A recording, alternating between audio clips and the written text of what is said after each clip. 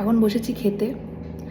বাজে 1:30, খুব বেশি বাজেনি, যেহেতু আমাদের তাড়াতাড়ি খাওয়া হয়ে গেছে, মানে খাওয়া হয়ে যাচ্ছে। তো আজকে এই যে দেখাচ্ছি, ওয়েট।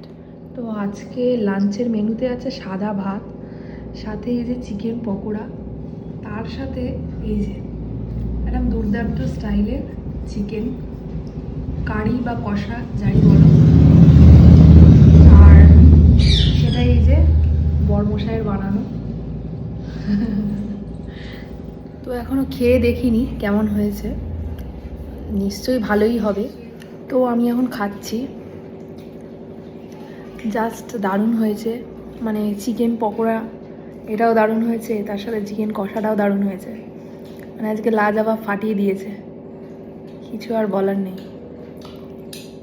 My pleasure. ফাটিয়ে দিয়েছো তো একদম তাড়াতাড়ি খেয়ে নাও, ঠান্ডা হলে কিন্তু এটা ভালো লাগবে না খেতে। আচ্ছা ঠিক আছে।